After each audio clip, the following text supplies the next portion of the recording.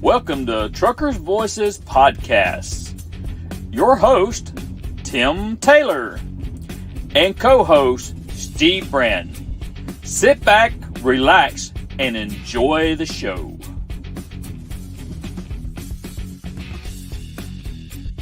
This is Danny Smith. Just calling to tell you how much I appreciate listening to your show, Truckers Voices. It's very informative. I really like hearing the drivers' stories, how they got into the trucking industry and maybe what kind of trucks they started out with. And it's just been a lot of fun, and I would encourage any drivers out there to tune in and listen, call in, be a part of it. It's a great show. Thanks.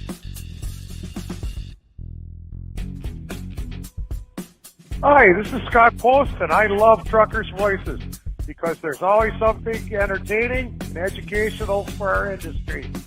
And it's also hosted by two of my good friends, Tim Taylor and Steve Brand.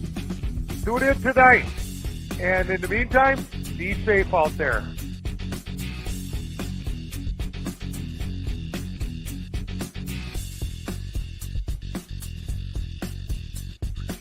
Hey everybody, how you doing tonight? My name's Charlie Demchuk, and I'm here to welcome you to tonight's big show.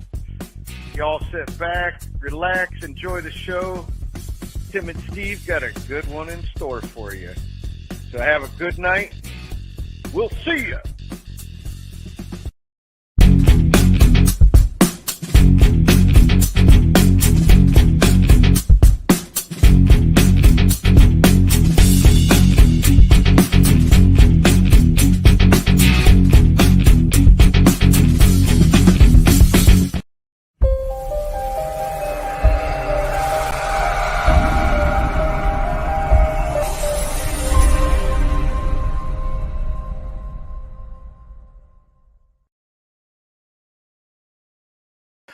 Well, good afternoon, everybody. And I say good afternoon or good evening or good night, wherever you're at, whatever it is, it's good because, hey, it's always good whenever we're still alive. We're on this side of the dirt and we can say, hey, you know what? It's good. All right.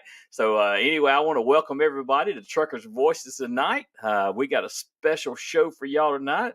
We got a great guest lined up on here, and he's going to come on, and Mr. Mike Buck here in a little bit and share his story about how he got into trucking, everything that's going on through his trucking career, and what he's doing now. So I'm just eager to hear from him, and I know that you all are also. My co-host decided to go on vacation, and I'm going to kind of like share my screen with y'all here. I want to show y'all what my co-host is up to. So yeah, let me get that screen sharing up there. Let's see if I got that. Not that one, but that one. All right, let me share it there. So there's my co-host, Mr. Steve Brand, and he is look at how happy he is.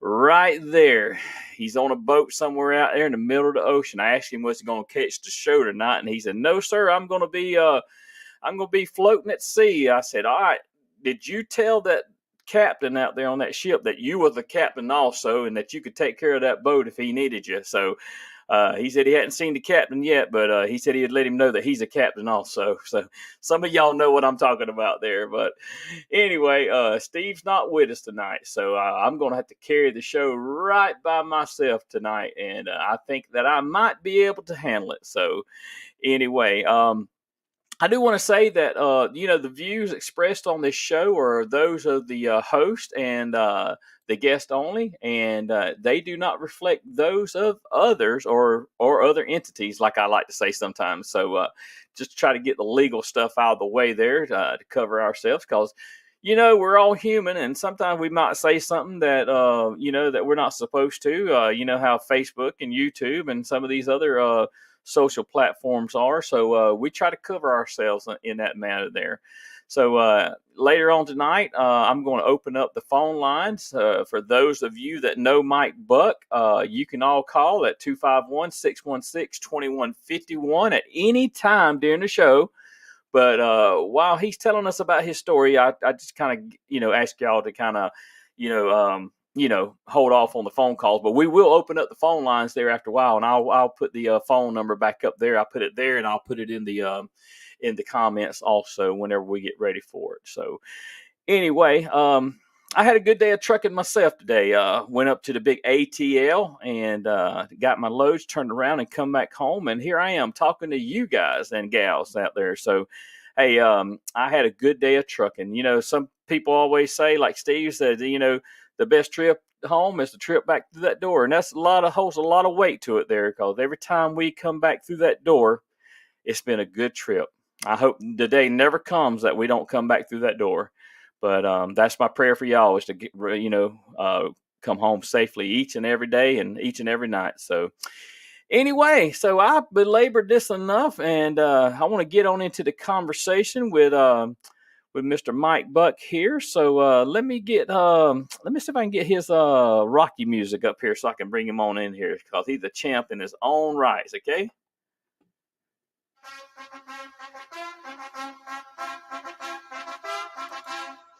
All right, bringing Mr. Mike Buck onto the stage of Truckers Voices. So anyway, Mike, it's good to have you tonight, brother.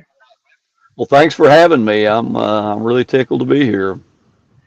Absolutely, Mike. So tell us a little bit about where you at, where you coming from. Do I hear an echo on your end somewhere? I'm not hearing it, but is it? It may just be because I'm in the truck here talking against the glass, perhaps. Maybe so. Maybe so. It might be. It's not coming out the speaker of your phone by no chance. It might be your earpiece that I'm just kind of picking up Yeah. the feedback from your microphone. So anyway, let's do this, Mike. So the recording won't be picking up the echo. Can you disconnect from the Bluetooth, and let's try it that way real quick, like? Yeah, sure. Let's see.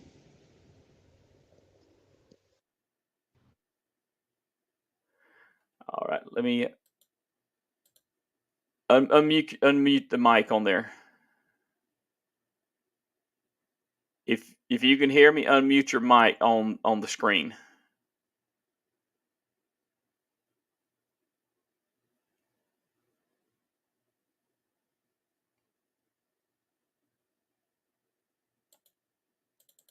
It's got it muted, Mike. So anyway, I can't hear you, brother. I don't know what happened on that end. Go ahead and put your Bluetooth back on. Go ahead and put your Bluetooth back on. Well, we'll just work through it there, right? That's some of the technical difficulties that we always have. So, Mike, I don't know what's can't unmute the mic isn't connected. Okay, so your Bluetooth's not connected there, Mike. Turn up your volume on your phone and see if you can hear me. All right, Mike. Worst case scenario, what I'll need you to do is just log back out and then log back in like you did a while ago, okay? And I'll just keep talking until you get back in here. So, anyway, y'all, Mike will be right back with us. That's my fault. That's my fault by all means, right there. I told him to take this Bluetooth off and connect back up. But anyway, long story short, that's what happens sometimes. We have these technical issues that's going on there. So, anyway.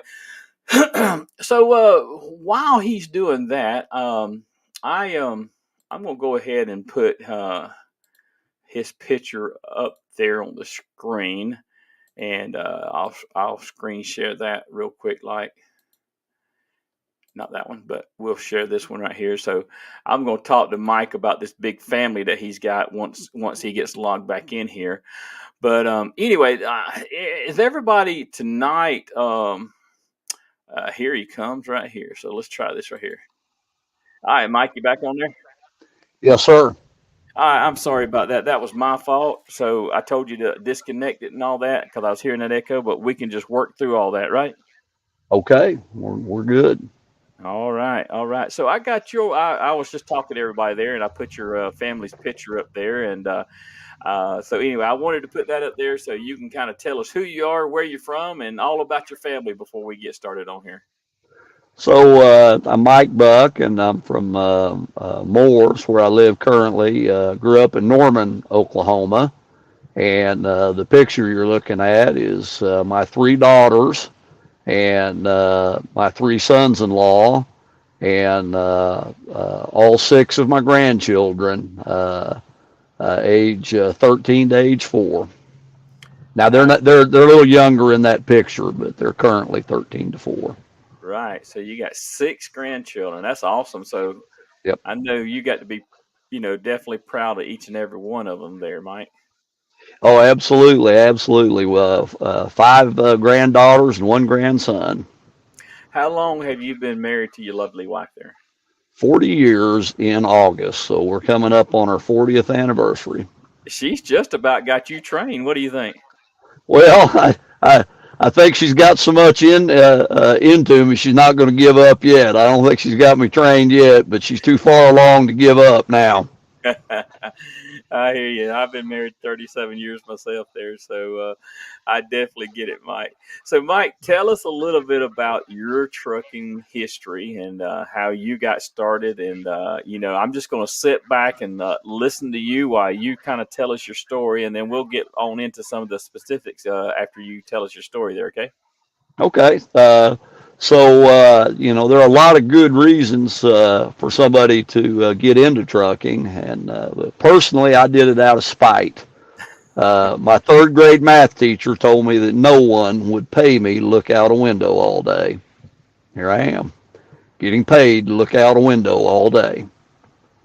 But seriously, I was actually dating my future wife, Wendy. We weren't married yet, and her dad was driving for Ryder Truck Lines. It may have been Ryder PIE by then. I'm not sure, but and he'd left a paycheck sitting on the kitchen table, and just being nosy, I looked at it, and I was managing a restaurant. It was a small fast food chain in Oklahoma, and I looked at that and I thought, oh, good grief, he even makes a little more money than I do. I didn't know truck drivers made that much, and my wife, girlfriend at the time, saw me looking at it. She goes, my dad makes pretty good money, and I made the comment, well, yeah, gosh, he makes a little more than I do, and she goes, yeah, he gets paid once a week, and you could have picked me up off the floor at that point. It took me a few years later to actually get into the trucking industry, but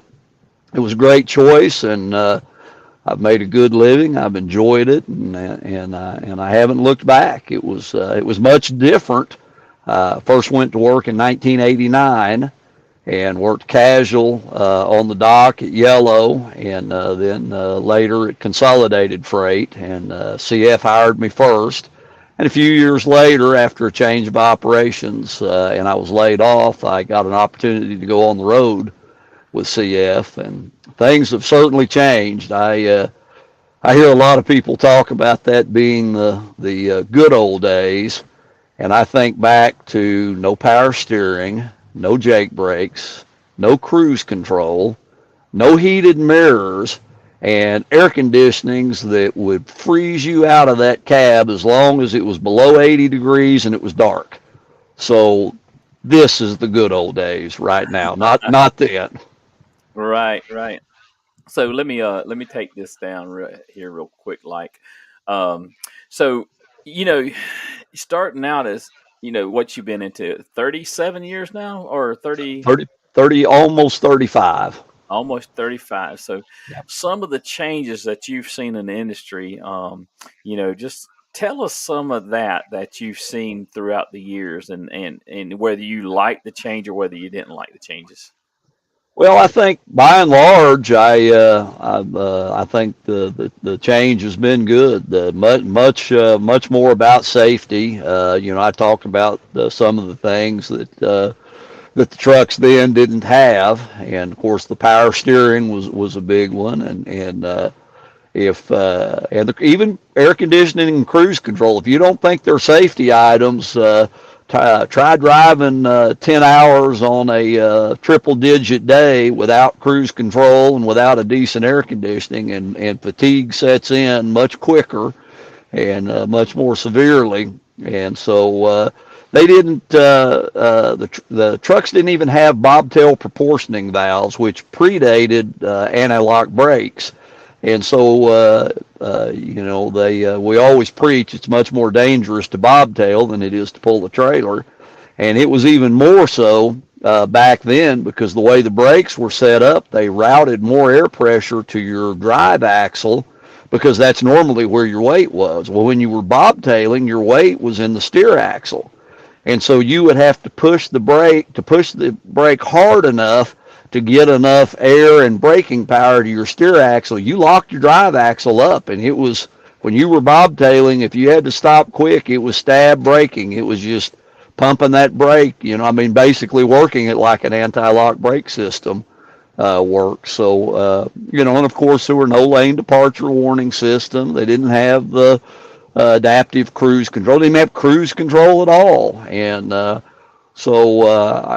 think by and large, the improvements and the additions have made us a lot safer out on the road, and that's great. Absolutely. And I know that you just mentioned something that we ain't heard a lot about in a long time, but stab braking, man. Uh, Hmm. I mean, I wonder how many of these new hires know anything about stab braking, because I mean, now they got all the advancements on the, ABS systems and everything else that kind of help take over and help that out. But yeah, you're right. You just brought back some memories there to me for sure. And we've definitely come a long ways. Um, Mike, when you started driving, what's one of the first tractors that you ever drove? So I drove a 1981 cab over white Freightliner. And boy, I'll tell you what. Now that thing, that was with Consolidated Freightways, and I remember I was bobtailing with that, as a matter of fact. And it was we had a terminal in Chickasha, and they only had two drivers there. And I got in the truck, and of course, if you remember those cab overs, they had a high doghouse, and you could not see the floor on the passenger side. And that thing rattled so bad and clanked. I thought somebody had been picking up returnable glass bottles and throwing them in the floor over there. And I literally, when the first time I got stopped, I went over and opened the door very carefully to look and see. And there wasn't anything in the floor. It was just that truck. It was just that old and that worn out. It was quite an experience. Oh yeah, and that you think back on that, the good old days. Some people say back at the good old days. So, you know, was it really the good old days then? I mean, because it seems like nowadays, we got all the comforts of home, we got all the safety features that help us out, our tools that help us, stay safe, and so we've come a long ways for sure, for sure. And so Consolidated Freightways. So how many years was you there at Consolidated? I was with Consolidated for 13 years. 13 years. And so that's where you got started out. So how did you learn how to absolutely start driving a truck? Did you go to truck driving school or did you kind of self graduate? No, well, you had to start casual, and I worked casual at Yellow as well. And all you could do if you wanted to get your license. I actually already had a commercial chauffeur's license. Um, in the state of Oklahoma at that time, to get a commercial chauffeur's license, you had to have an operator's license and go down to the DMV with your operator's license, and you had to pay them $20 more to upgrade that to a commercial chauffeur's license, and you had to take a 20-question test, of which you only had to answer 16 of them correctly, and then congratulations, you were ready to go. You could legally then drive a truck. You had to get a DOT physical, but that was it. To actually learn to drive that truck, and in the case of both CF and Yellow, you had to get in good with one of the hostlers and show up to work early. And they would show you how to hook it up, and then they would find you a spot where you could practice backing and drive around the yard, and that was how you had to do it. There were no driving schools, and like I said, the commercial chauffeur's license, it didn't require much skill to get that. It's a miracle that that it didn't turn out worse than it was back then. Right, right. So when you left Consolidated Freight, or whatever happened there, you moved into Yellow. Is that right? Yeah, that's correct. I was driving over the road for CF, and I knew a lot of the drivers at Yellow, and I actually had it wasn't looking good at CF, and I had actually put my application in the week before CF closed with Yellow, and it was fortunate I was one of the first that they hired. It didn't hurt at all that my father-in-law was a road driver for Yellow, and like I said, I knew several of the guys over there, and they all put in a good word for me. And I was only out of work 10 days when CF went out and was able to go to work at Yellow. Now, all your time with Yellow, that started back in what year? 2002. So 2002 up until present, when everybody knows what happened with Yellow and shutting down. So tell us a little bit about that time there with Yellow. Tell us about some of the things that you did there. Tell us a little bit about your run and where you was domiciled at and whatnot. So it was out of Oklahoma City, and when you started out, you had to run the extra board, and so you might go anywhere. And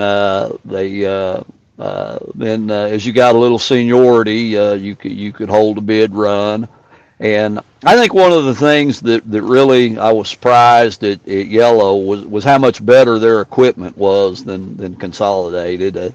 Talked a little bit about the no power steering. Well, until 1999, when they bought a bunch of Century class Freightliners, a CF truck had a speedometer, a water temperature gauge, an oil pressure gauge, and one air pressure gauge with two needles in it. That was it. You didn't even have a tachometer in it, and went over to Yellow, and all of the road trucks. CF probably about 75 or 80% of their road trucks at the time they closed in 2002 still did not have power steering, and went over to Yellow, and they all had power steering, and they were a lot more safety oriented. They took better care of their equipment.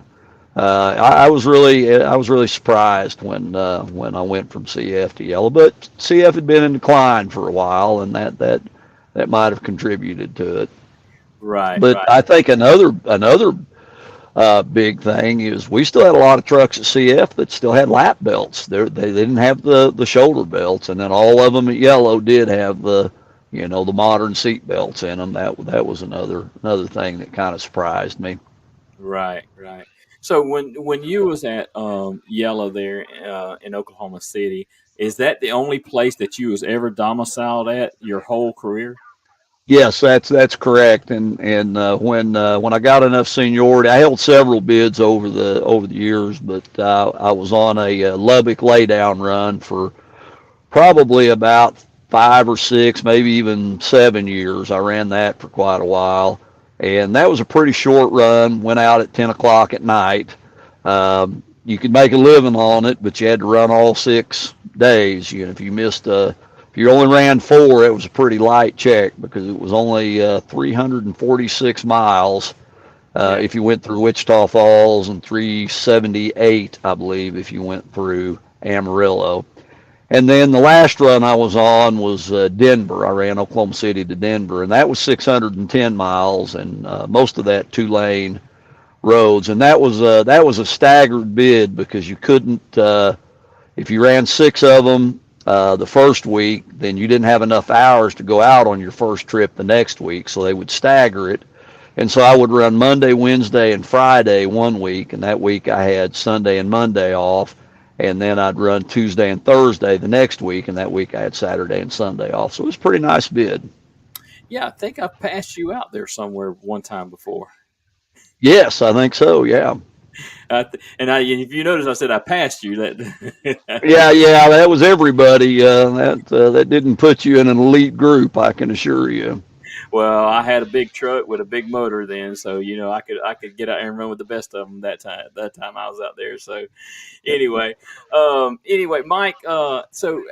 When your career there at Yellow, did you ever? You just did lay downs. You never did any meet and y'all didn't have any meet and turns or anything like that, right? Where you We had to we go. had yeah we had a few of them. We didn't have very many meet and turns, but that was in the works before they went out. That was part of the change of operations. They were wanting to do a lot more meet and turns, do them everywhere that they possibly could. And then I did do a couple of turn runs over the time. I turned Springdale, Arkansas, which is in the Fayetteville area.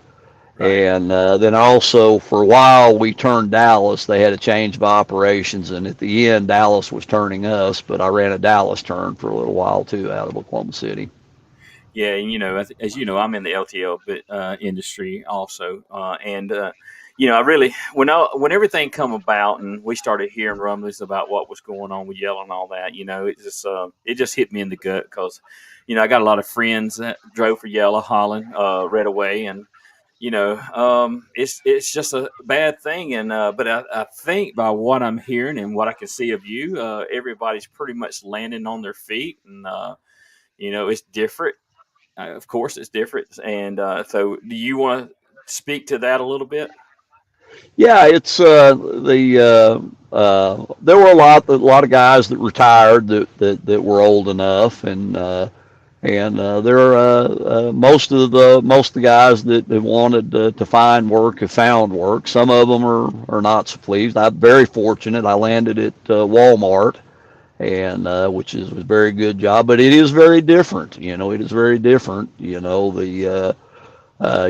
LTL, you show up to work, and we had hostlers. We didn't even do our own dropping and hooking as long as there was a hostler on duty. If you went to a dark terminal, of course you had to, but Right. if there was a hostler on duty, and that Denver run that I had last, that I just showed up, my set was hooked up, got in it, drove it to Denver, got out of it, and caught a van to the motel, and then when I came to work, my set was hooked up to go back to Oklahoma City, and just did it all over again, and so it is different. Uh, but at Walmart, road drivers, we still don't unload any freight or anything, but we do have to do the dropping and hooking. And when you go to a vendor, just like today, I picked up a load of bleach in Houston, and I'm here in Mississippi, and I'm going to deliver it to D.C. here in Mississippi. Well, when I left that vendor, I had to find a certified scale because it was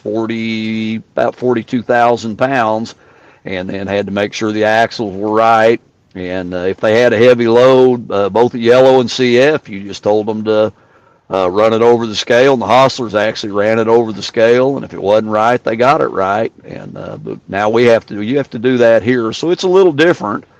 But I'm really enjoying it, and I'm getting to see a lot of places that I haven't seen before. Right. Right. And I'm sorry. So, being away from home with Walmart, how different is that from what you was doing with the LTL company?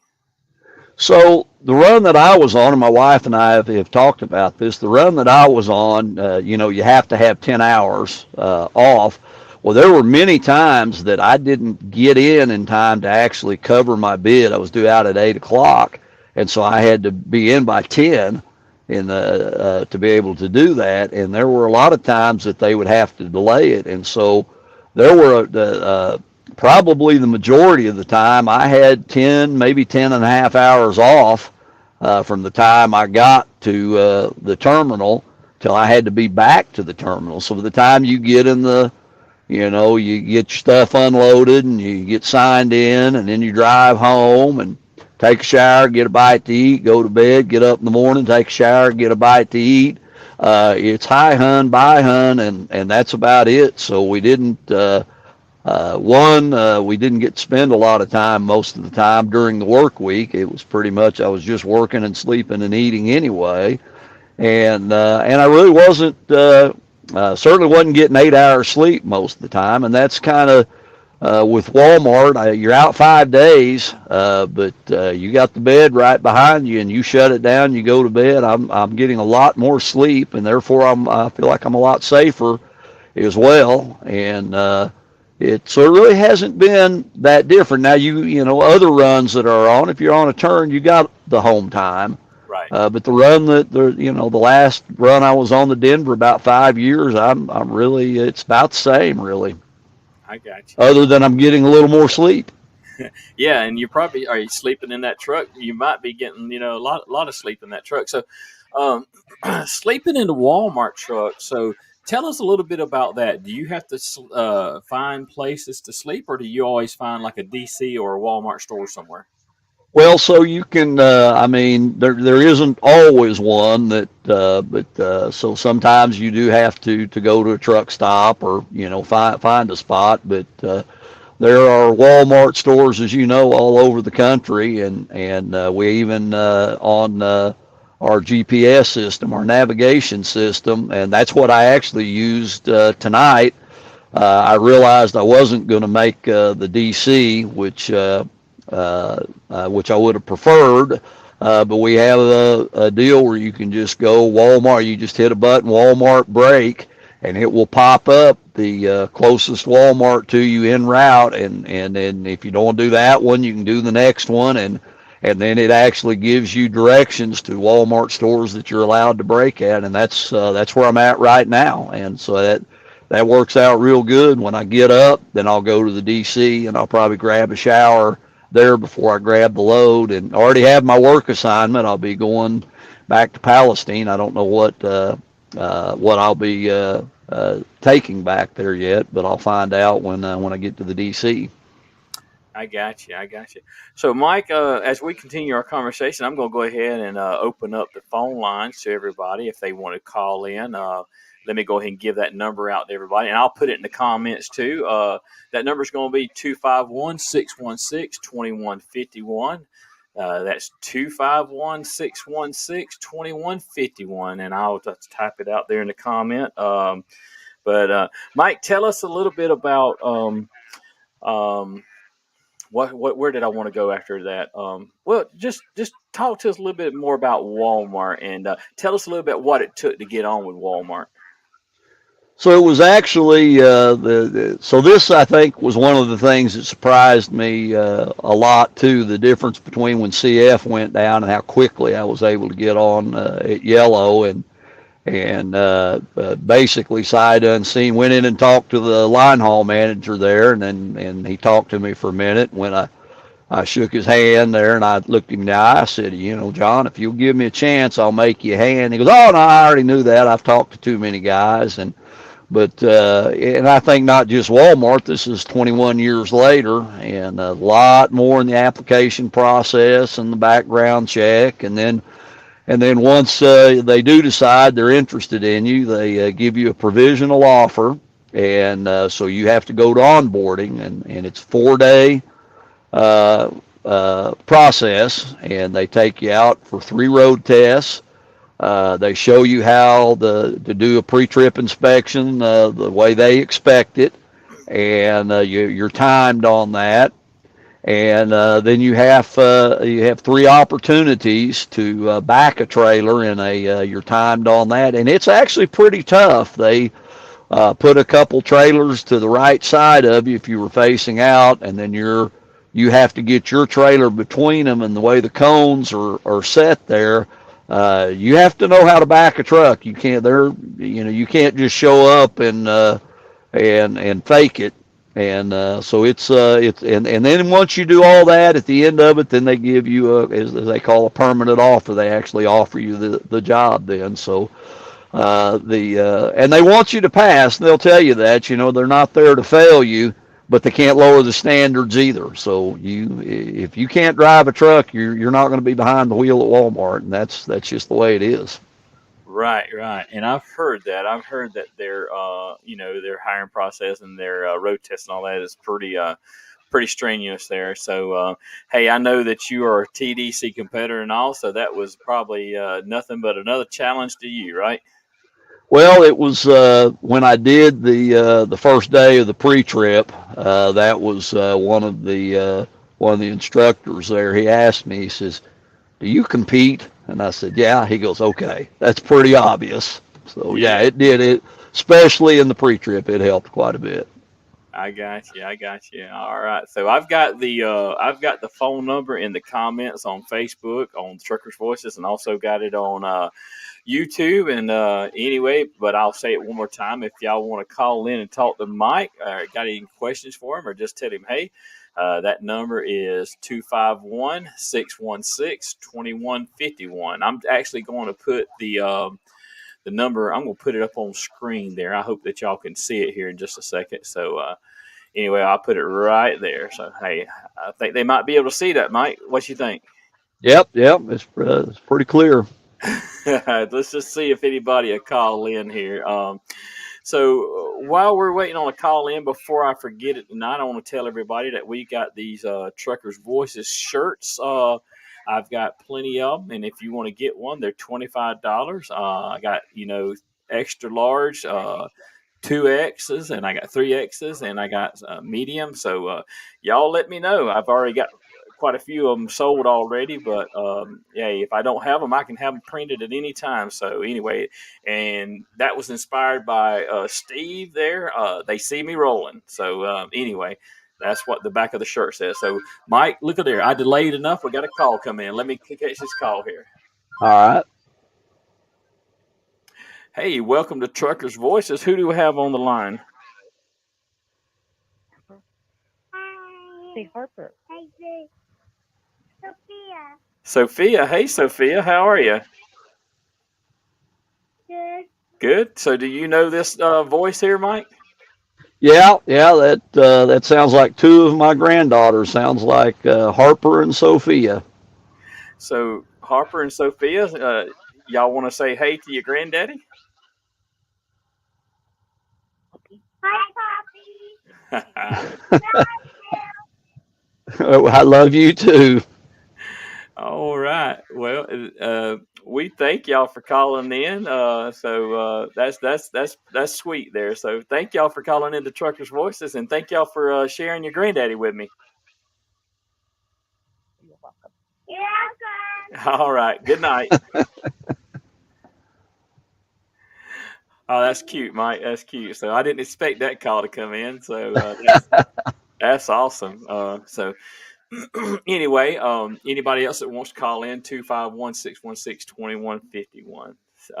So Mike, I will get into this a little bit. I don't really you normally talk a lot about this, but tell us a little. Well, let's take this call. How about this call? How about that? All right. Welcome to Truckers Voices. Who do we have on the line? My name's Doug. Hey, Doug, I got Mike Buck on the line. What do you want to say to Mike tonight? Well, I hate to admit it, but I'm actually related to that individual. All right. Well, go ahead and talk to him. He can hear you. Okay. Well, I want him to not get off the line without sharing his story about Hogzilla when he was driving out to Lubbock. Okay, Doug.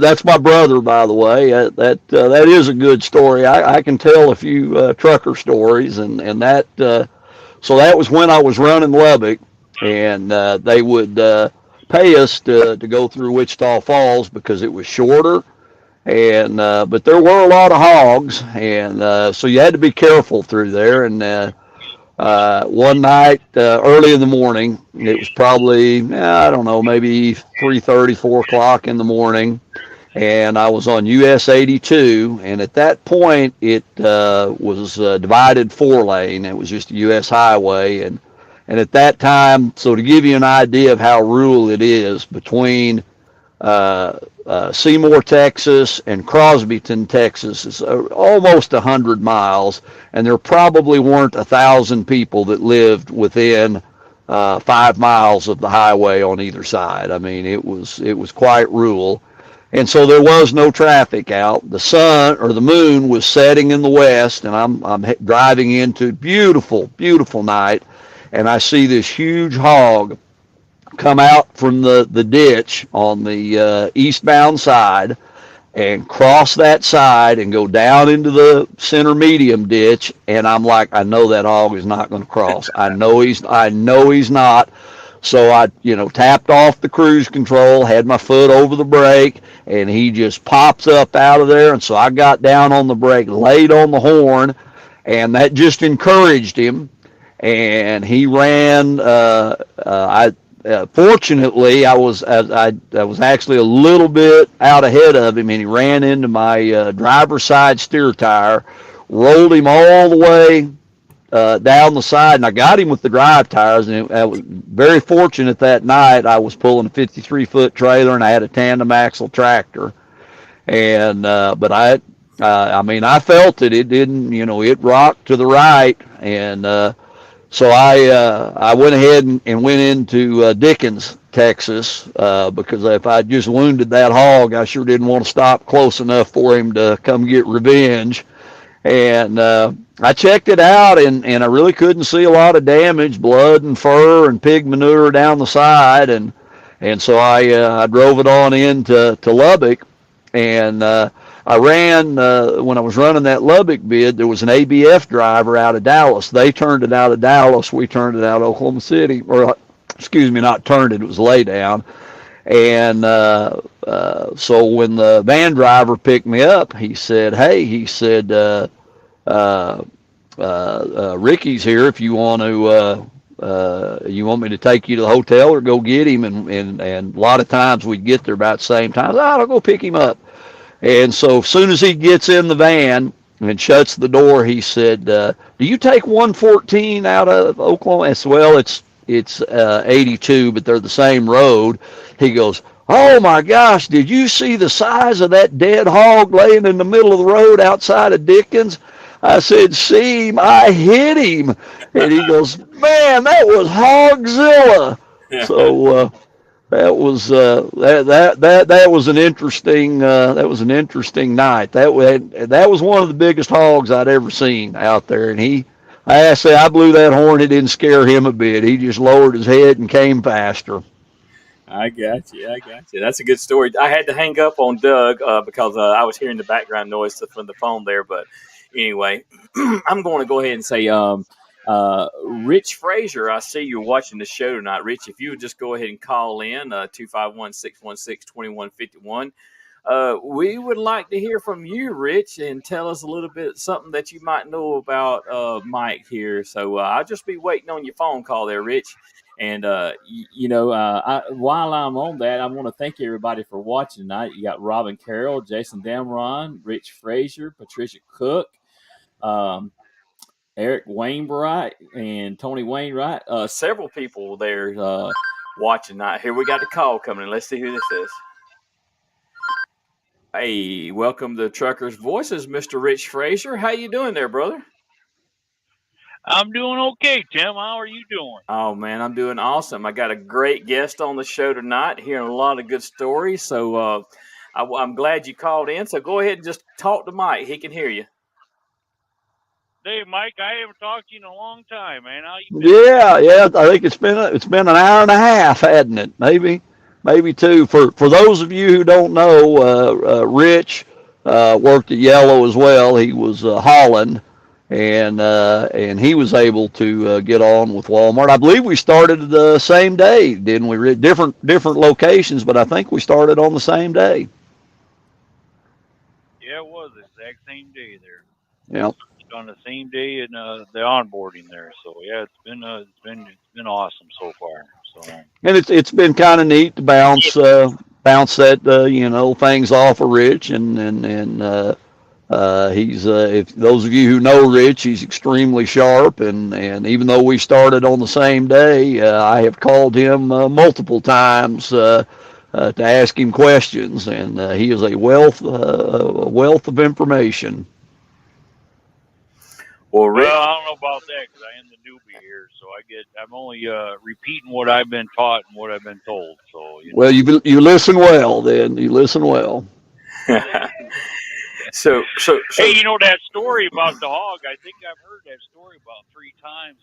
think that hog gets bigger each time. I don't know if he. Well, that hog started out about 350 pounds, and he's pushing it. He's pushing half a ton right now. I can tell you. So what do you I'm say? surprised you didn't drive that truck right between his legs or something. Or, So Yeah. so what are you saying there, Rich? There's a lot of bacon there now. yeah, I'd say there's a lot of something there. Yeah, I got you. I got you. So Rich, tell us a little bit about your time working with Mike there. Tell us about Mike a little bit. You know what, Mike is. I call him the walking encyclopedia. There, Mike's got a lot of information in him, and I learn a lot from Mike by just listening to him. But he tells me he's not as smart as he once was since Google came out. So he says before Google, he sounded a lot smarter than he does now. But he's still book full of knowledge and stuff that he puts out. It's you can fact check it, and I guarantee you, 99.9% of the time, he's going to be right. So I enjoy working with Mike. He's like I said, a book of knowledge. Absolutely, absolutely. Well, I'm glad you called in, and I want you to go ahead and give a plug for your raffle that you're doing for the safety drive before we hang up with you. Okay. Oh, man, I appreciate it, Tim. Appreciate it. Yeah, I'm raffling off a handmade guitar. This thing is beautiful. It's made out of mahogany. Is the base of it. It's got mahogany and rosewood. And this particular guitar is also was made by a fellow truck driver that I used to work with, Mr. Jim Klein. And Jim just does fantastic work, and he really takes his time with it. Um, and some of the stuff that I don't know if you're a guitar person or not there, but you know the fretboard and pickups are Seymour Duncan vintage broadcasters. I don't know a lot about guitars, but that's what the pickups and stuff are on it. Also in second place in that is a handmade quilt made by one of my dear friend's mom. We've been friends since grade school, and his mom's really into the quilt, and so she donated a handmade quilt. That's the second prize, and then third prize is a $50 gift card to Best Buy. So it's one ticket for $10 and three tickets for $20. So if you guys are interested, go to Safety Drive and if you put it on underneath my name and donate, I can just I'll see it and make sure your name's on it, and I'll make sure the tickets get to you as soon as I receive notification that you donated. All right, Rich. And can they reach out to you directly if they know you and buy tickets also? Yeah. Yes, they can reach out to me directly and buy tickets. I have tickets for sale, and I'll have tickets for sale at the event also. Okay. So you can reach out to me. You can message me on Facebook if you want, and I will get back to you as soon as I can. All right. Well, Rich, thank you for calling in. I do appreciate it. I did want you to get a plug in there for the Safety Drive for Cure, which we support the Pediatric Brain Tumor Foundation through that charity. And if y'all want to get in on that and help out, every bit of the money, 100% of it goes to the Safety Drive for a Cure. None of it goes to administration or anything. All the money goes to help some family that finds out that they have this dreaded disease of a pediatric brain tumor. Okay. So anyway, well, Rich, thank you for calling in tonight, brother. All right, thank you, Tim. Mike, we'll talk at you sometime. I'm sure. Sorry. Yeah, I'm sure I'll call you tomorrow sometime. I'll need something, I'm sure. All right. Good night, Rich. All right, take care, guys. Tim, I'm glad you brought up the Safety Drive for a Cure. That is a tremendous organization that Herschel has put together, and I actually competed in that when it was still the Battle of the Borders, and only open to YRC companies. And to have witnessed how that has grown and the money that they have raised, it's just phenomenal. It's just absolutely phenomenal.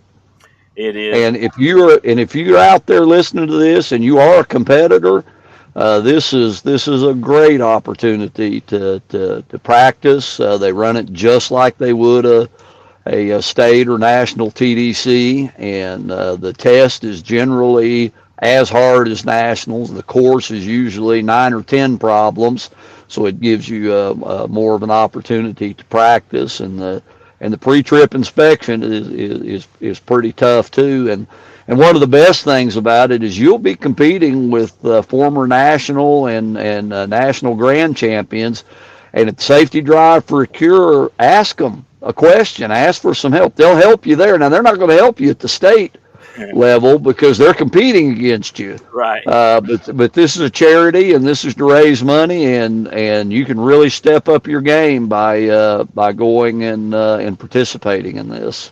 Absolutely, Mike, and I appreciate that, man. And that is March the 16th, and I can segue into something else off of that right now. For our listening audience, that safety drive participants, Herschel Evans is going to come on here next week on Thursday night and give us some more information on what's coming up in the near future with the safety drive. So y'all don't want to miss that show next week. So we're going to have Herschel on here next week talking everything safety drive for a cure. And y'all can call in and ask questions and anything like that. I know Herschel used to try to get videos out there, and I've had him on before. I just wanted to get him on here for information's sake next week. So y'all be sure to tune into the show next week. Excuse me, Mike. So anyway, Mike, it's we're getting close to the top of the hour. Can you believe we almost been talking an hour now? That's not hard for us, Tim. No, no. But I always try to end the show with a word of encouragement and a word of safety. And but first of all, I want to thank you for coming on the show tonight.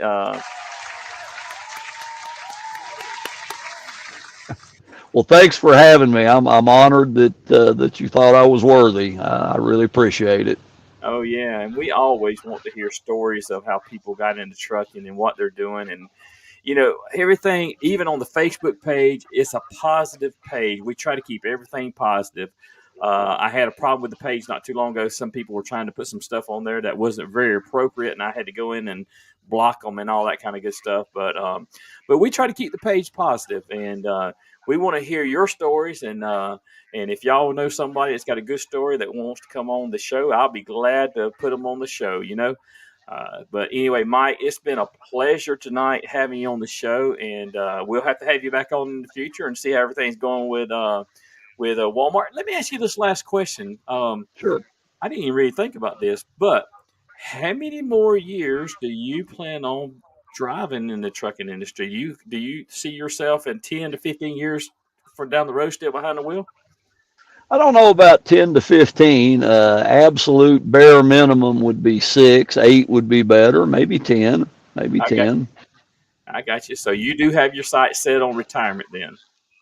Well, at some point, I'd like to retire while I'm still healthy and can still enjoy it. And as you heard from 2 of my grandkids, I'd like to spend more time with them and their 4 cousins. Right. I got you. I got you. Well, thank you for that. What would you say to a young person getting into the industry? How would you encourage him or her?